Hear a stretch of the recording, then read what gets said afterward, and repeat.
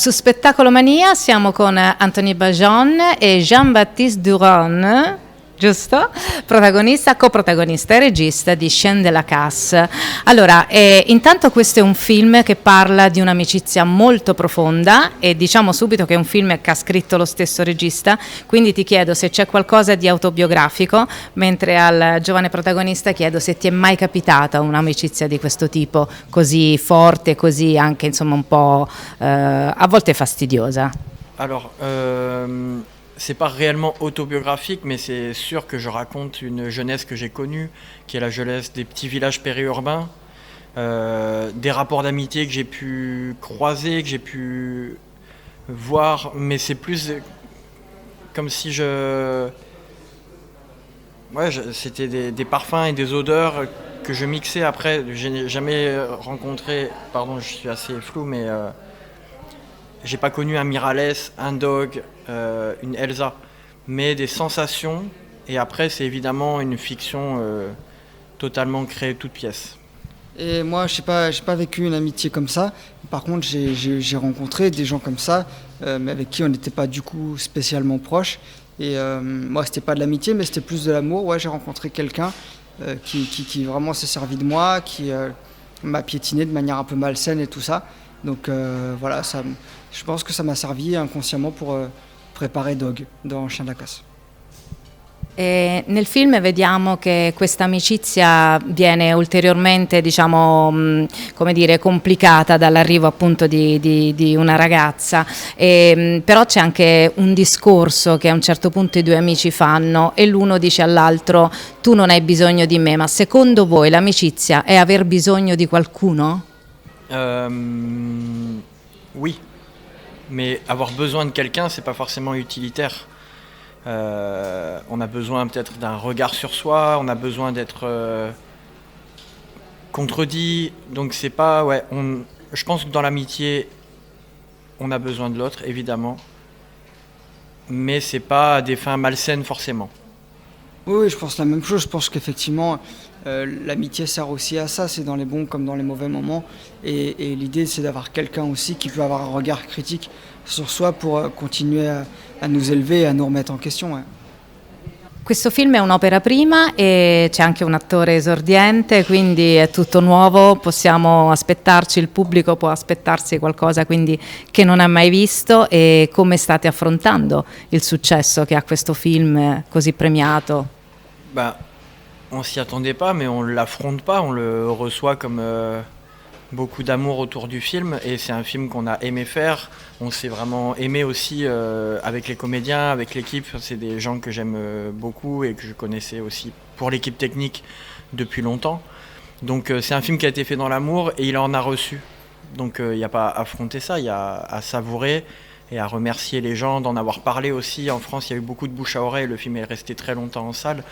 Donc moi, c'est que des remerciements et voilà, après, voilà, je souris. Nel film ci sono due animali, c'è un cane e c'è un gatto. Volevo sapere cosa significano nella storia e che rapporto avete voi con gli animali. J'adore les bêtes, j'ai grandi avec des chiens et j'ai un chat personnellement. Et pour moi, ça dit beaucoup de choses de nous, même team chat ou team chien, c'est quelque chose. Et j'avais même écrit une scène que j'ai pas gardée dans le film au final, où ils débattaient des chats et des chiens, chacun défendait un peu sa paroisse. Le chien, il vient parler de solitude par rapport au personnage principal, où ça vient vraiment combler une solitude. Le chat, pareil pour le personnage du dealer. Voilà, je pense que c'est des reflets de nous-mêmes, et on dit souvent que nos animaux nous ressemblent. Et donc voilà, je sais pas quoi dire d'autre, mais il y a les animaux parce que j'adore les animaux. C'est un premier film, je mets beaucoup de moi dedans. J'adore la carbonara, c'est ma passion. Les débats là-dessus, le foot, il y a plein de choses comme ça, le piano. Voilà, c'est des choses intimes e personnelle che j'ai voulu mettere dans le film. Volevo chiedere anche a te se ami in modo particolare gli animali o se hai degli animali, che rapporto hai con loro? J'ai pas de rapport particulier aux animaux, mais c'est vrai que par exemple, moi, pour construire mes personnages, je m'imprègne beaucoup des animaux, de leur regard, de la manière dont ils regardent. Et c'est vrai que j'ai une grande passion pour les lions, j'ai une grande passion pour les chevaux. Et voilà, j'ai pas baigné spécialement avec des animaux, mais vraiment j'ai une grande passion pour les animaux. Ouais. E un'ultima domanda sulla colonna sonora, come hai come dire, accostato una colonna sonora classica a una colonna sonora moderna, e anche in questo caso, insomma, che musica vi piace ascoltare? Bah, la fin de la question, elle va être liée à ma réponse. C'est moi qui ai voulu que la musique originale du film comporte du violoncelle et de la voix humaine. Et pour moi, c'est pas du tout, entre guillemets, ancien et les personnages contemporains. Moi, j'écoute beaucoup de rap français. Et dans le rap français, on a beaucoup remixé et samplé de la musique classique. Et le rap, c'est des punchlines, c'est des textes qui percutent. Et le lyrisme de la musique classique, en tout cas du rap des années 2000, souvent marseillais ou parisien que j'écoutais, c'était vraiment ça, du sample très lyrique et ces paroles percutantes. Et le film, c'est vraiment des punchlines, des phrases assez écrites, assez chocs. Et cette musique vient aussi presque parler de l'intimité des personnages et évoquer le lyrisme qu'eux-mêmes n'arrivent pas à sortir. Donc ça vient faire se frotter de la pudeur et voilà, le film a besoin d'entendre cette voix intérieure. Et après, comme je disais que je mettais des choses très personnelles dans le film, c'est vrai que moi j'ai grandi, une partie de ma famille est dans la musique classique, j'ai écouté beaucoup de rap ado, j'ai un peu une double culture sur plein de choses.